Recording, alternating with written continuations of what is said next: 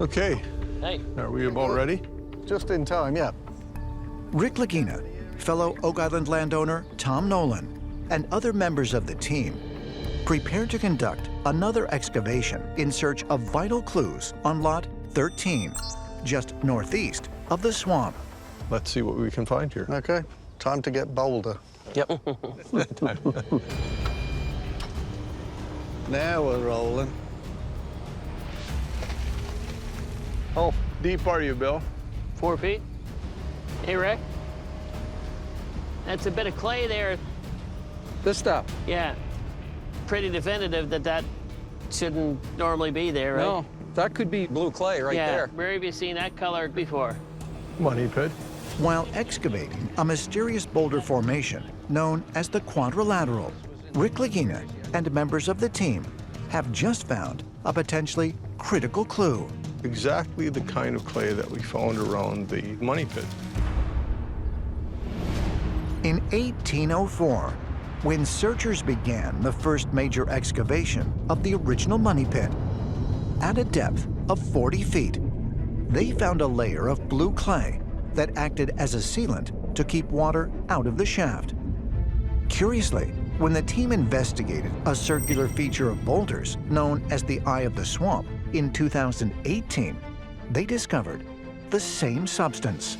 You've never seen it this shallow. No, definitely not. Is it possible that the team has now found evidence that the Quadrilateral was created by the same people who manipulated the swamp and constructed the money pit? Hey, Terry. Hi, Rick. How you doing? Hey, Hey, Terry. How you doing? Well, I'm going to be a Tom? lot better once you tell us things we don't know. Well, Come on down. only make educated guesses. No, you'll know this.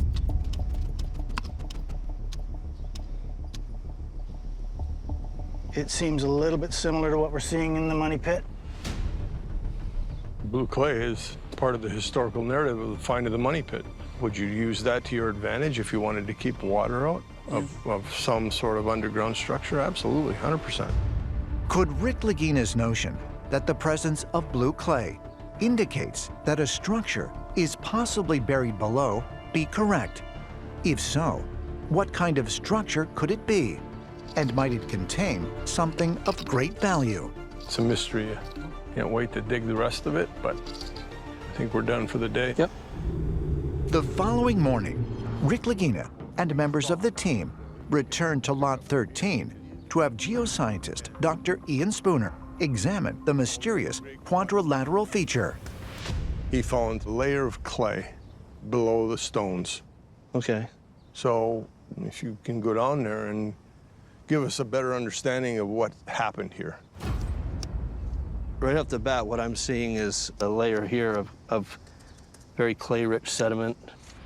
Like, you can feel how deep it is. That's probably pretty thick, which is odd. And if it were geologic, i.e. glacially deposited? It's not. It's not. I just don't think so. This is the wrong environment. It's on a hill slope. It's a little bit improbable that it would have collected here naturally. Yeah, like, there's also the different kinds of clays we're seeing here, the different colors. That may speak to burning or heat. You see this? That's burnt wood. This burnt wood is in clay, and that just, the two things don't go together. And so I can tell you definitively that is a disturbed clay and out of place. Something with a fair bit of purpose took place here. It's a complex story, and thus there has to be a why to it. You stack boulders because it's much harder to get boulders out of a hole than it is to get them in the hole. That's right. So basically, this becomes possibly a safe. Yeah. You seal the top to prevent water from getting down below, and boulders are actually the key to the safe. Right. I think the quadrilateral is a human construct. There is no way that you would, for fun and games, put huge boulders in a huge hole. And so, yes, there's every bit of possibility that this may have something to do with furthering our understanding of what happened here long ago. Is there going to be treasure at the bottom of this location? This is worth investigating. Right along in here. What's that? Is that a rock? No, no. Oh, piece of metal. I think it's a really large iron staple. And an oldie by the look of it. Look at that one little spot that's deteriorated. You can see the striations in the metal. Yeah, it's got that wood grain effect. What would they use that for? Definitely looks like it's thin ends that it was to be driven into wood. Yeah, And you think this is hand forged? that's what it looks like to me. A hand-forged iron staple or fastener? Dating as far back as the 6th century BC, large metal staples are commonly used to this day in the assembly of both stone and wooden structures. Could this hand-forged metal fastener be more evidence that kind of structure is waiting to be revealed at the so-called Quadrilateral? If so, given the fact that the team has already found blue clay, what kind of structure could it be? Anything that predates the original discovery of the money pit provides an opportunity that might be original work. But you put this so-called staple in line with the laborious effort it took to create the Great Quadrilateral, it certainly is quite puzzling. What, if any, is the relevance to the overall mystery? That is yet to be determined. We made an interesting find. I can't wait to get it back to the lab, but for right now, let's just keep digging. Yep, keep going. Carmen, as usual, we're very grateful that you were able to make some time in your busy schedule to come down. In front of us, we have a really unique artifact. At the Oak Island Interpretive Center, Rick and Marty Lagina, along with Craig Tester and archaeometallurgist Emma Culligan, meet with blacksmithing expert Carmen Legg to have him examine the large metal staple unearthed one day ago. Where it comes from is a Great Quadrilateral. It's a unique geometric figure, and we have no understanding of what that feature represented. It's the first one we found on the island. First time we've seen anything like that, so I don't know what that means. Okay, let's have a look at the item and see what you found. It's a staple, and this was found at what level and 4 whereabouts? feet down.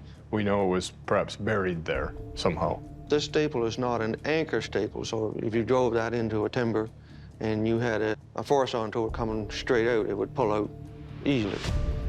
These staples are only used to change directions of ropes or That makes pulley sense. blocks or block and tackle or that sort of thing.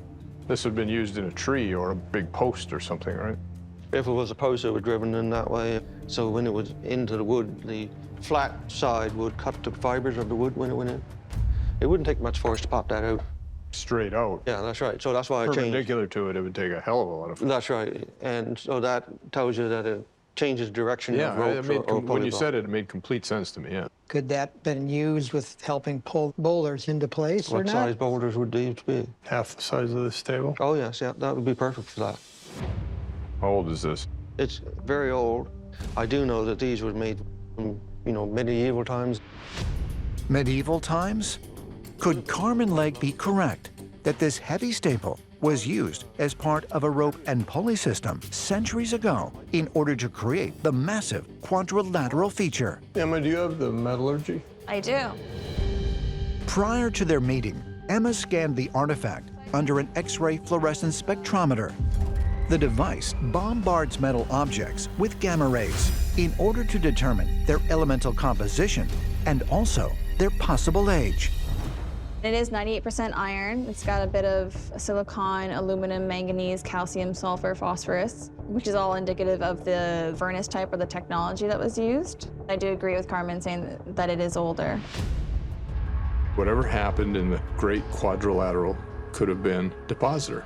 In fact, maybe more likely, because I don't know why searchers would have done that. If that's the case, then I want to see what's under it. We just don't know the why of the structure itself. Yeah. And we need to figure out What that means. Yeah. Right on, yeah. In the meantime, that would be great. Thank you. Thank you, See Carmen. you again. see you later. Take care. Take care. Thank you. The well looks rather full. Looks clean, though. Jack Begley, along with archaeologists Laird Niven and Helen Shelton, arrive on Lot 26 to continue searching the 900-year-old stone well for clues that might explain who built it, as well as evidence that it contains something of value. What's our plan today? We're gonna pump it out. And then I was thinking if you wouldn't mind scooping out the debris, but we're gonna save it on a tarp as best we can. And hopefully find an artifact. Yeah. If we find something that's datable down there, even better. All right, well, let's get started. All right. We're gonna need the Jenny turned on and stuff? Jenny turned on. I'll do that. Okay. The team is especially interested in the well, not only because it is one of the oldest man-made features ever discovered on Oak Island, but also because a recent water test conducted inside it by Dr. Spooner revealed high trace evidence of silver. Here we go. The well on lot 26 is interesting because we've got an elevated level of silver in the water. How do you explain that? That pump works really quickly. It's been speculated before. There are constructs across the width and breadth of the island that possibly could be used as a quote-unquote bank. And you have to remember that Oak Island is somewhat remote. So where would you put something that you fancied or that you thought was precious to you? Well, you might hide it in an old well. Jack will do the, when we get down there, the scooping.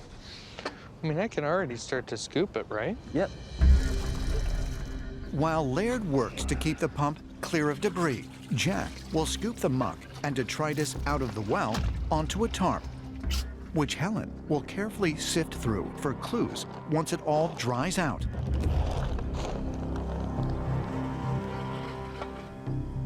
I feel like I'm getting to a more gravelly, rocky layer. Okay, good. There, now you can see it. It's actually beautifully rounded here. It's a nice round well to a certain point, and then all the angular rocks start coming in. Yeah. Like these up here seem quite out of place. Yeah. Like those big ones. Lot 26 has become very interesting. The well is as old as the 11th century. What do I do with that? But it does fit a couple other outliers on the island. We have the paved area in the swamp. We have a so-called ship's railing. So it's astounding. I can't explain it. Oh, yeah, there's still a lot of muck down there. There's a lot of debris. Yeah. It's gonna kind of be a process over days to be able to clean up the water enough to pump it effectively. But I might have the answers we need at the bottom. I must say, I've never excavated like this before. Well, there's a first time for everything, right? Yeah. Later that afternoon, Which bucket do you want to do first? That one? Sure. outside the Oak Island Interpretive Center, Helen Sheldon and archaeometallurgist Emma Culligan begin carefully sifting the dried spoils that were collected earlier from the stone well on lot 26. Nice and misty. It's just a lot of organics. Emma and Helen have taken the initiative to create a sifting station, if you will. Then, for sure there's nothing in it, just look it over the side.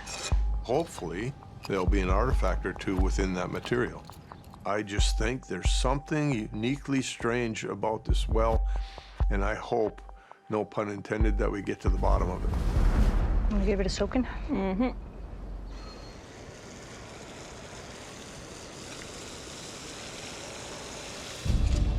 Oh, there's something. Look at that. It's definitely iron. Looks hand wrought. The shape is really weird. Maybe a file. Yeah, because it looks broken or torn off here. Yeah, it does. Which is weird, unless that's the tip that's come off. But would you say that's a nail? Because I wouldn't say it's a nail. No, it doesn't look right. So the tip right here is rounded and it seems intentional. Mm-hmm. While down here, it seems like it could have been longer. Yeah. Really sulfuric, actually. Is it?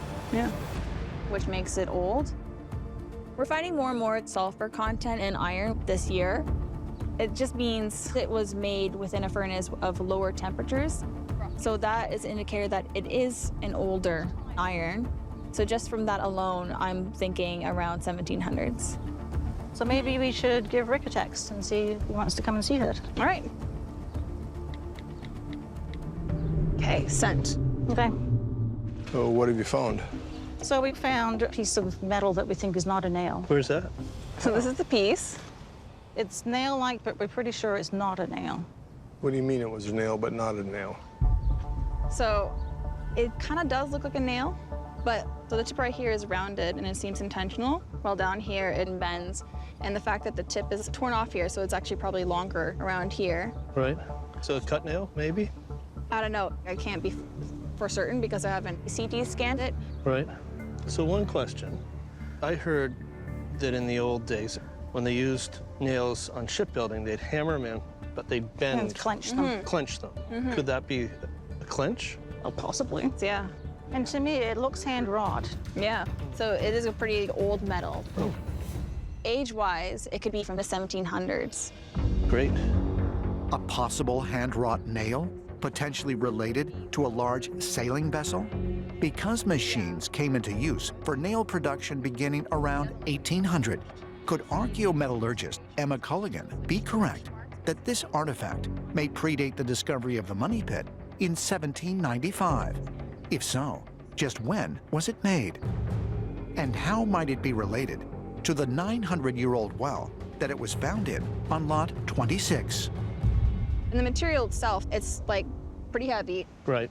You can see from the patina that it is rust. It's the main ingredient, but it's also in pretty good condition. Like the rust itself, there's not much buildup of it.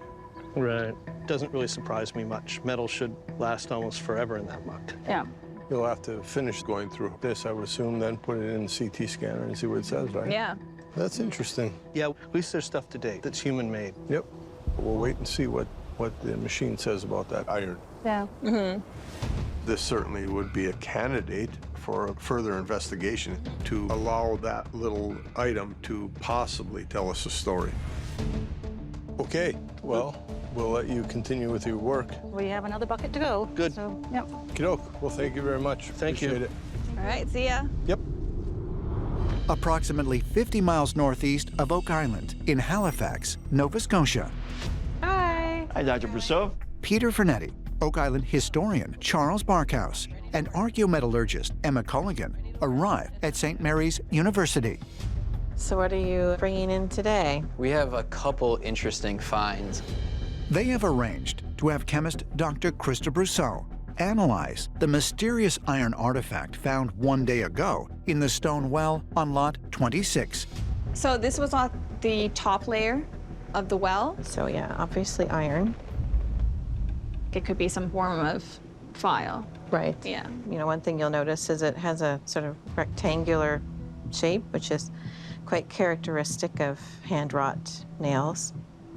So I'll take a small sample of this one. Okay, sounds great. All right. Lot 26 is one of the most unique lots on this island, so I'm always hopeful that we get that pre-1840s, no manganese results. That sample is set then? Yep. All right, we're ready to have a look at these samples and see what lot 26 has to tell us today. All right. Let's go downstairs. You can find all the artifacts you want, but at the end of the day, they have to tell a story. We need to try to figure out a timeline. How old is it? There's potential here to uncover a mystery. Hey, Sean, how are you doing today? Hi. I've got some visitors here.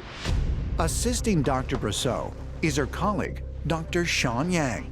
Sean, we've got 2 samples to look at today. Okay. In order to analyze the artifact samples, The first one we'll look at is the bush site. Doctors Brousseau and Yang will use a scanning electron microscope, or SEM. By magnifying objects up to 200,000 times their actual size, the SEM can identify not only the chemical composition of the items, but also help determine their age and geographic regions of origin. So there we have a nice piece of iron. No manganese, so again, we do use that as a marker that it's pre-1840, most likely. It does look like an older iron. That pre-1840 is good for us because we have Carmen, who kind of gave us the general idea that it's 1650. So I would say that's consistent. With these artifacts that we're finding, I think it just speaks to itself that there's activity that happened on this lot prior to any inhabitants being on Oak Island. It's nowhere near the money pit. Question is, what were they doing there? And you know, were they depositing something? Was that an access point or was it an exit point? Yeah. I think Lot 26 still has a lot of secrets for you guys. Yeah. We have some really good information to share with the guys back on the island, so thank you, and hopefully we'll be back in the future. There you go. You're welcome. Take care. Thanks a lot for coming Bye in. now. Yeah. Bye-bye. Rick Lagina, Oak Island historian Charles Barkhouse, and researcher Corian Mole are traveling some 50 miles southwest to the city of Liverpool, Nova Scotia. I know we're going to see some carvings on stones, so can you fill me in a little bit? Well, we were actually contacted by a gentleman by the name of Isaac Rafuse, and he believes that these carvings just may pertain to what we're doing on Oak Island. Yeah. And I know Corian is quite excited to see them also. I am. You know, they remind me of Fonta Arcata, and I think it's incredibly exciting that it's close to the island. Oh, okay. Wow, it's deep. Over the past 3 years, Okay, let's see what we can find. Corian Mole has shared research and acted as a guide overseas for the team, revealing a number of possible connections between the Oak Island mystery and the Knights Templar, a Christian military order that some believe hid sacred religious treasures in the money pit sometime between the 11th and 16th centuries. Yeah, look at this. Right there. It's perfect. Yep. Some of Corian's most compelling revelations were made 1 year ago in Portugal, when he showed the team numerous stone carvings at 12th century Templar strongholds, such as the Church of Fonta Arcata, that were exact matches to ones that have been found on Oak Island. The circle and the dot in the center of the cross, that's one of our symbols on the HO stone. This, to me, screams Knight Templar. This is it. This is the spot. Hey, guys. How you doing? Arriving at their destination, Rick, Charles, and Corian are greeted by local landowners, Isaac Rafuse and Nick Freilich. I just want to say, you know, thanks for inviting us, because the point of all this is we've got a heck of a mystery on our hands, but according to these two gentlemen, you've got a little bit of a mystery of your own. Yeah, we're excited to show you. Well, why don't you lead us on? Yeah, we'll take you down. Take a look. Lead the way. There's information everywhere, My parents used to own a home just up through here. and we have to be wise enough to listen to people who may have an understanding of local artifacts that we currently do not understand. There's still information out there that might be highly relevant to solving the mystery. Yeah, just watch your step, guys. All right, so the first marking that we wanted to show you guys is over here. Oh, wow. This one has been here for a very long time. The gentleman that showed me said that he had asked his father about it, and his father said when he was little, he asked his dad and said it had just been there forever. We were told this might be a British broadhead, but we don't know. We just know it's been here for a really long time. Dating as far back as the 14th century, the broadhead symbol was a stylized representation of an arrowhead, commonly stamped on objects to signify ownership by either the British government or British nobility. So that would go back to like the founding of Liverpool. Because Nova Scotia was an English territory at various times between the 16th and 18th centuries, is it possible that this carving was simply made during one of those periods? It doesn't, see how this comes like that? Yeah. Doesn't the broadhead mark come like that? You know what I mean? It comes to a point. Yeah. This melds into a point, whereas the broadhead arrow mark comes like that. Yeah. And in many cases, the broadhead, you know, the middle leg will be It's longer. than the two ones on the side. Right. And the other thing is the broadheads were put on everything basically that the king purchased. So it could be weapons, equipment. They put it on trees if they wanted to use them for ships, but never on rock. I think that's unlikely. To me, this looks like what we call a goose paw in Europe. And if that's what it is, that would be something, because that is the mark of the Masons for the Knights Templar in medieval Europe. Many of them worked on the cathedrals and the great churches. So this, to me, is a goose paw. You see them in churches all around the Mediterranean, northern Portugal, Spain, southern France, Italy, Sardinia. You will often find this mark on the cornerstone of confirmed Templar churches. So it could be from a medieval cathedral builder. That's pretty cool. A so-called goose paw is a symbol depicting the webbing of a goose's foot that was adopted by stonemasons, originally from the Holy Land, who aided the Templar order in constructing cathedrals across Europe between the 11th and 14th centuries. And what do you think that would indicate? Why would they carve it there? I'm a Templar, I come here, we have masons, we need to build stuff. Imagine you come here, you're 30 guys in a boat, you arrive here from the ocean, take a sloop, take it up the shore there, and then put this... Definitely a deep enough harbor. Yeah, then put this symbol here to tell your friends that you were here. Right. So now you can see the carving quite clearly here. Over the past decade, Rick, Marty, Craig, and the team have investigated numerous sites in Nova Scotia featuring stone carvings believed by some to be connected to the Templar Order. These include the Overton Stone, located some 140 miles southwest of Oak Island. What makes it Portuguese Templar? The shape of it. As well as at a site in New Ross, just 20 miles to the north of the island, where some believe the Templars constructed a fortress in the 14th century. It's incredible what it may represent. Is it possible that the team has now found another carving that could help support the theory that the Knights Templar visited Nova Scotia and perhaps Oak Island many centuries ago? So there are two things. One, this is certainly worth further investigation. We have something that's carved by the human hand in a very unique place, and it may have codes or ciphers within it. Yeah. And two, just the hint of what it might represent, right? You just said it could be someone who brought his experience creating cathedrals and Templar churches. Yeah. But I want to make certain. It needs research. It needs research. That is very cool. So did you say you had more carvings than this one? Yeah, we do. We have some more carvings to show you. Well, I can't wait, man. Lead on. Yeah, just watch your step, guys. Yep. Got some good lighting on it right now. Yeah. So this is it here? Yeah. Oh, wow. If you look on the underside, there's a very distinct cross carved here. Yeah. Like a circle or something at the base of it? Yeah, just below it, there's a circle with a line that looks through it. Okay. Down here, you've got a half a circle with a dot in the middle. Oh, yeah. And then here, you've got this two definite branches on a line here, and then another piece that could be an X. So I would say this is a globus cruciger.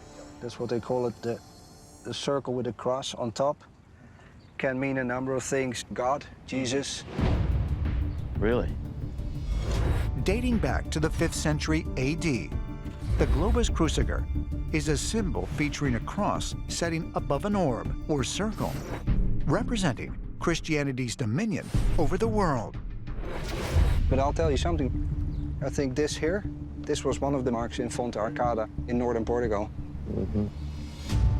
Is it possible that Rick and members of the team have found a carved symbol less than 50 miles from Oak Island, matching one found at a medieval church in Fonte Arcada, Portugal? A church known to have been constructed by members of the Knights Templar. And then if you remember, that might be a Mason's mark. Then maybe they belong together. Yeah.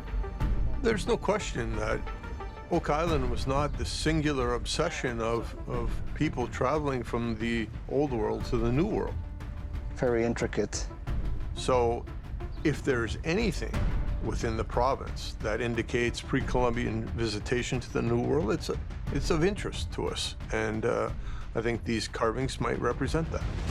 These are intriguing symbols. They may represent some very significant information. The symbols were used for centuries, right? To represent information that was meant for a specific few individuals. We're gonna go back and we're gonna do our homework. Yeah.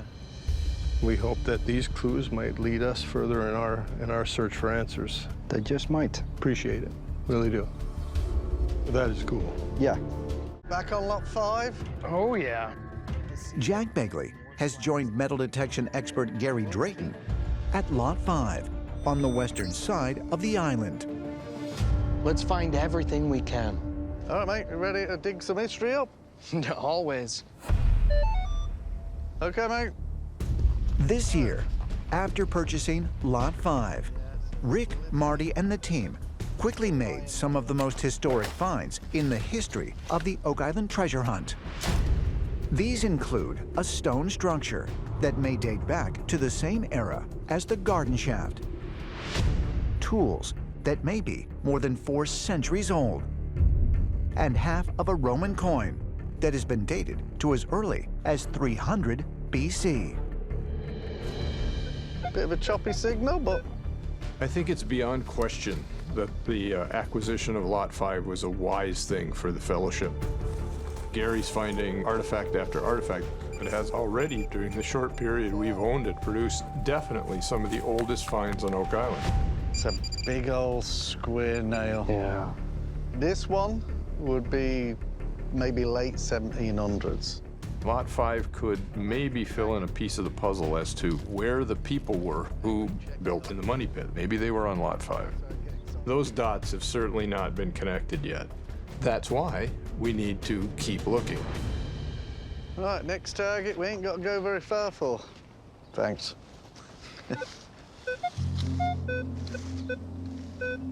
So yeah, just digging a hole, mate? Mm-hmm. Dang, you're a beast, mate.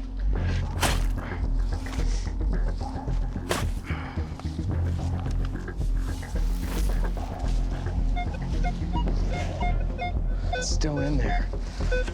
I'll try and find it.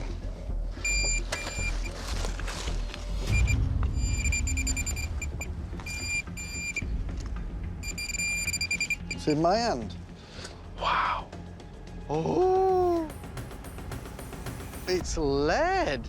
On Lot 5, on the western side of Oak Island, Gary Drayton and Jack Begley have just unearthed a potentially important artifact. Well, it's so ornate for lead. Yeah, it's got a scalloped edge. That is really, really unusual, mate. Can I see it? That is unusual. It's nice and heavy, isn't it? Already, yeah. But why would anyone make something like that? Now, it could be like a token, mate. That is nice. I mean, I've found tokens that go all the way back to Roman days. I've actually found Roman tokens. And we have found a Roman coin right here on Lot 5 behind us. Mm-hmm. A possible lead token found on Lot 5? Originating more than 2,000 years ago in ancient Rome, trade tokens were coin-like objects made with various kinds of metal and even non-metallic materials that were issued by private entities rather than official governments to be used in place of sanctioned currency. Although many cultures have issued their own forms of trade tokens throughout history.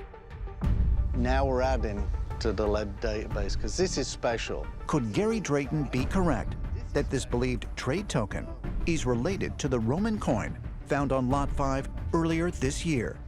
But if so, who brought them to Oak Island?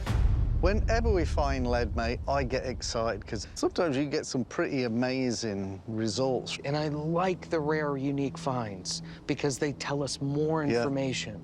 I say we take this back to the lab and get the archaeologists checking this out and working on it. I agree. All right, mate. This could be a very important artifact. Following their discovery on Lot 5. Gentlemen. Hey. Right, chaps? Back from Lot 5 with another find. Smiles round the table. Yeah, wait till you see this. Gary and Jack meet with Rick Lagina, Craig Tester, and archaeologist Laird Niven in the Interpretive Center. Okay, let's see it. Yeah, this is a nice piece of lead. We've never seen it before. Oily decorated, scallops around the edges. No, it looks like there's 2 holes punched through. Seems to be 2 holes, and it's brittle too. It's an old piece. Yeah. Fancy design here, but nothing seemingly on the face, right? Yeah. And you're certain that's intentional? The scalloping? Yep. Definitely intentional.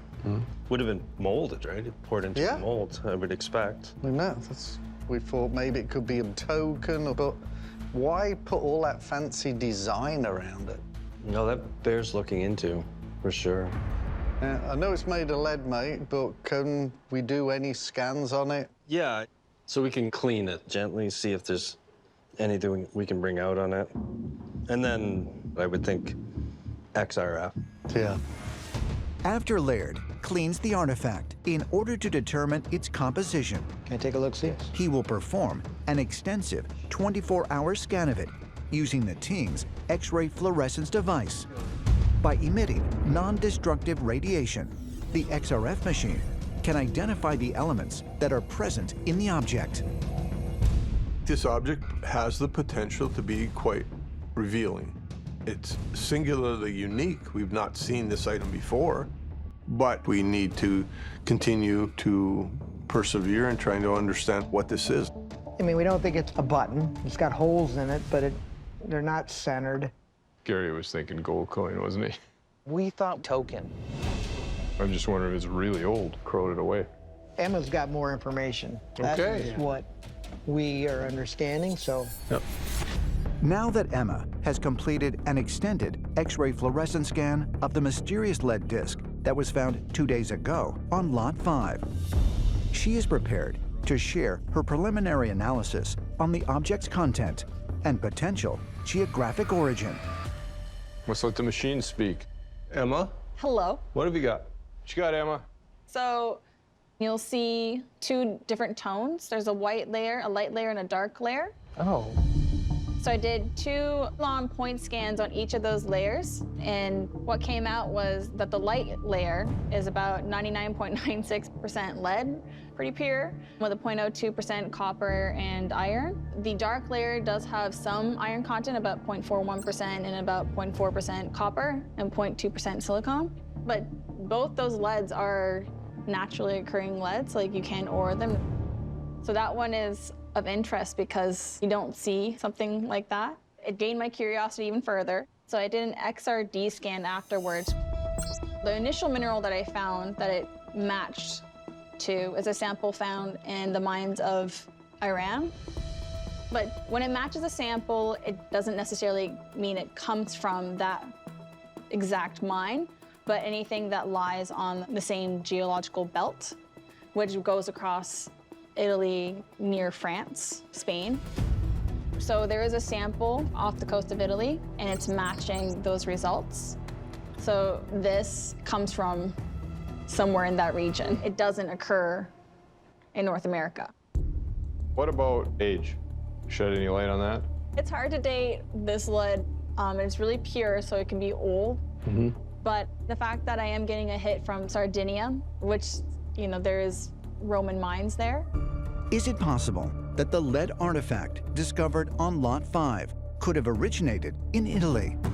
If so, could it be related to the Roman coin that was found earlier this year, and also support the belief of researchers such as Zena Halpern and Emiliano Sacchetti that members of the Knights Templar were connected to the Oak Island mystery? The fact that this type of ore stretches across southern Europe, it's the trail of the Templars. Could this artifact be associated with that? It could, but there's a lot of work to do yet before you make that statement. But it is on the trail of the Templars. So once again, we have an unknown item coming from places it shouldn't come from. How's that? Yeah. Based on where it was found, we think it's very old. Appearance and shape might mean something to somebody, so we get it out there. Somebody's going to know what that is. Yeah, I would think so. There's no question about it. I'm keenly interested in this. It has scalloped edges, and it has a peculiar shape, and it has peculiar holes in the center of it. So our hope is that it might be rather significant. Okay, so we dig the heck out of lot 5. Agreed.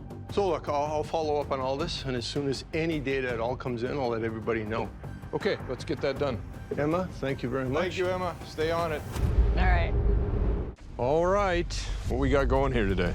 I want to pull this corner back because when we first dug, I thought there were a couple, 3 stones there. On lot 13, over 400 feet north of the triangle-shaped swamp. I agree. It's possible we could follow that out a little further. Craig Tester joins Rick and Marty Lagina, along with fellow landowner Tom Nolan and other members of the team, to resume investigating a mysterious site known as the Great Quadrilateral. The feature is a 32-foot-long formation of boulders, which Fred believed might have been created centuries ago. Based on a diagram that he designed back in the 1990s, the team is currently excavating the northeast portion of the quadrilateral in the hopes of determining who created it and just what they used it for. And all this clay is out of place, is that correct? It shouldn't be there? Yeah, the bottom line is you found artifacts that tells us that somebody's dug that clay. Then we found that staple. Yeah, we did, and that's the thing. If we can dig deeper, the artifacts should be older. The more we dig, the more we find. Go hop in that machine and start finding. Yep. All right, mate, I'll get ready as well. As Billy Gerhardt excavates the feature, metal detection expert Gary Drayton will search the spoils for important clues and signs of treasure. That one-way little tick like that. Yeah, we can't ignore that. Just there.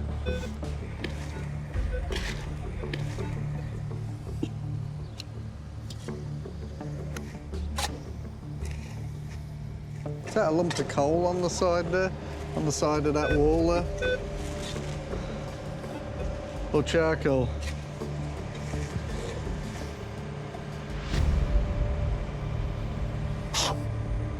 That is definitely charcoal, mate, isn't it? Yeah. See the glint off of it. Yeah, definitely part of the quadrilateral story, for sure. Yeah, good eye, Gary, because it was right there in the wall. Yep. Because charcoal can be carbon dated, I'll put this in the bag, Rick. This is cool. perhaps this discovery can offer the team another clue as to when this feature was created. All right, let's get back at it. The other burning question, where's the metal? It seems to be elongated. Oh, it's there. Still there. Yep, it does. It's finding it. I believe. Got it. That's it. What the heck is this? Heavy? Yeah, it's heavy. I don't know what it is. It's a curved piece of iron. Yeah. While excavating the mysterious formation known as the Great Quadrilateral on Lot 13. What you got, Gary? It looks like some large piece of iron. Yep. Billy Gerhardt and Gary Drayton have just unearthed a potentially important discovery. Is that in the clay? It's not in the clay, no. Show it to these guys. Yeah. That just seems strange to me. A little heavy. A little heavy, watch yourself. It's weird, whatever it is. Yeah. It's a nondescript hunk of something. Chunk of metal. That's heavy. Yeah. That is rusty. Yeah. But that's not 30 years of rusty. No, it looks more than that. Yeah, yeah. This goes well back into antiquity. Right. Well, that's not something you find every day. Nope. Just on Oak Island. Just on Oak Island. Tell you, mate, when that chunk of iron come out there, the way it's curved like that, the size and the weight of it, reminded me of a fragment of a cannonball. I've found loads of them in the southeast United States. I mean, we did find armament. We found musket balls, obviously. We found that Portuguese stone shot. Yeah. If you start putting puzzle pieces together, then that becomes perhaps more relevant. Yeah. If it is indeed cannonball frag, then that becomes perhaps extremely relevant. Yep, you got that right, mate. Could Rick Lagina be correct that this discovery may offer a critical clue in identifying who created the so-called Great Quadrilateral? I think we can say we got it, but I'll recheck the hole just in case. Yep. If so, the question that grows all the more curious is, just what was its purpose? Yep, it's out. Right, it's all clear. Billy, crank it up. Jeez. I see we're getting into some boulders as well. One there, one there. I don't know if somebody wants to look, but you got 4 rocks all flat right there. You see where the tops are scratched? Yeah. You mean those four small ones there, Billy? Sort Yeah, it's they're just kind of laid flat. I don't know, you worried about it or pulling them out? No, let's see what's under them. We'll keep going.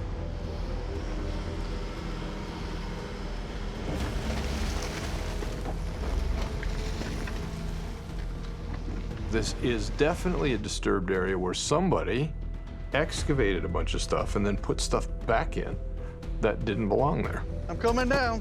And maybe the boulders here in this disturbed area might have been used to seal something. If treasure was brought to Oak Island and deposited here, this would be a great place for it. Nothing in there. What do you think? So there's nothing really here? No, nothing. I wouldn't go any further than that. Yeah. So now I think what we need to do is sort of sequentially move towards the west. I agree. And we need artifacts or something underneath this. That's where I sit. Yeah, something went on here, something was dug out, and something was placed back in, and we don't know why. I think we all agree there's something strangely unique about this. Oh, yeah. We're not done digging at the quadrilateral is what the next steps are. We need to dig the structure in its entirety. I believe there is a chance that there are additional boulders and hopefully find more artifacts and make our own assessment of what it might mean. My usual MO is to say, keep digging. So that's what I suggest we do. Let's say me and you go behind there and sort through the spoils. Having discovered several potentially important artifacts in the northeast portion of the feature, the team is now excavating its southern region.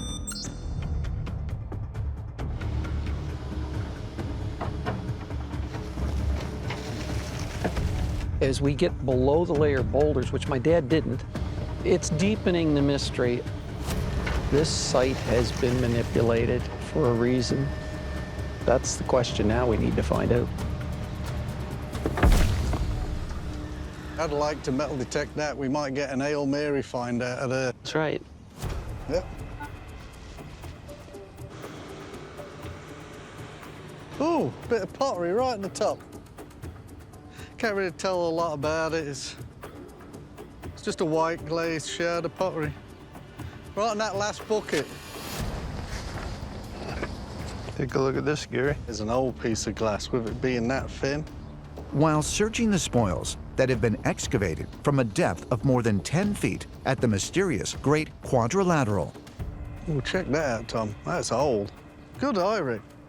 Rick Lagina has uncovered a potentially significant artifact. That is terribly thin. Yeah, that's how you know it's old, when it's thin. That could easily be 1700s or older. A piece of glass, potentially dating back earlier than the 18th century, and found more than 10 feet deep in the Great Quadrilateral? That's a cracking find, Rick. It is. Could that mean that it was left behind by someone who previously investigated this feature? Or was it left by someone who helped create it? I think wherever that little piece came from was right at the interface between the soil and the sea horizon. Yeah. The sea horizon refers to the natural layer of earth below the topsoil, which may have previously been disturbed by human activity. I think all in here we're down into sea horizon. We're probably out of the quadrilateral now. At this point, it is Dr. Spooner's opinion that they have reached the bottom of the feature. We're so far back now. Too far? Yeah, even at its longest point, it was 32 feet going north to south, and we'd be well past that here, so I think we're out of the original structure. Yeah. It does look like it's been disturbed. Yeah, quite a bit right in here. Well, bottom line is we may not uncover anything more than your father did. I think the most important thing we've learned about the quadrilateral to date is that what Fred wrote about, his observations were correct. We have proven that there was a stacked stone feature. It can only have been put there by human beings. To what end? That's yet to be discovered. This probably defines the dig. Yeah, I agree. Yep. Call it a day. Sounds good. Well done, guys.